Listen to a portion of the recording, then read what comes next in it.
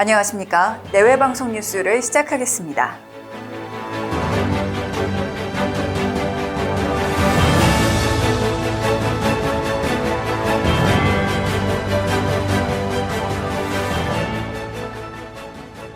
전두환 전 대통령의 항소심 첫 재판이 오늘 열립니다.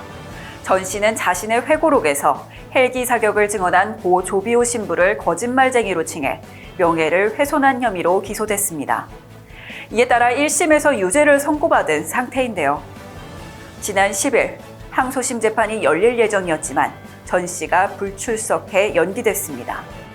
그러나 전 씨 측은 이번 재판에도 나오지 않겠다고 밝힌 상태입니다. 항소심 재판부는 피고인이 이번에도 출석하지 않으면 피고인 전 씨 없이 재판을 진행하겠다고 밝혔습니다. 정부가 오늘부터 내수 활성화를 위한 외식 지원 사업을 다시 시작합니다.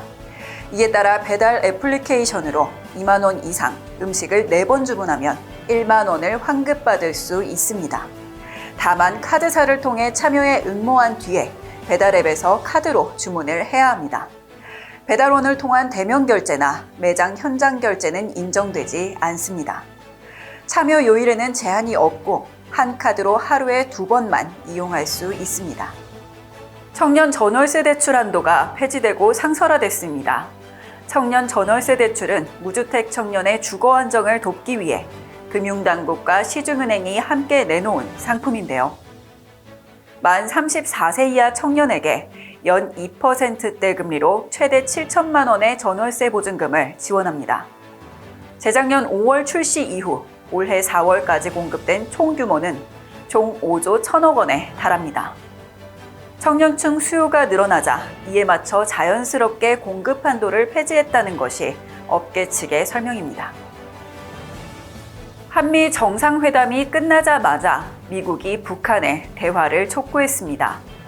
앤토니 블링컨 미국 국무장관이 현지 방송과의 인터뷰에서 이 같은 메시지를 전한 것인데요. 한반도 비핵화를 달성하기 위한 최선의 방법은 외교적 관여라며 중요한 것은 북한의 준비 여부라고 말했습니다. 외교적 해법을 강조하며 북한의 호응을 거듭 촉구한 것인데요. 그러면서도 북한이 비핵화 의지를 보인다는 조건 하에 만남을 진행할 것이라고 선을 그었습니다. 또다시 중국발 황사가 찾아왔습니다. 원인은 22일부터 고비 사막과 내몽골 고원에서 발원한 황사인데요. 오늘부터 수도권을 포함해 중부와 호남, 제주권에서 미세먼지 농도가 나쁨 단계를 보이고 있습니다.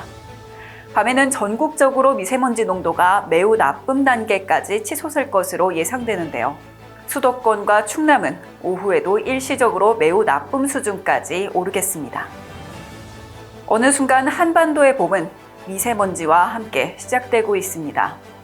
코로나가 끝나더라도 마스크를 벗는 봄이 오기까지는 오랜 시간이 걸릴 것 같아 안타깝습니다. 뉴스 마치겠습니다. 지금까지 시청해주신 여러분 고맙습니다.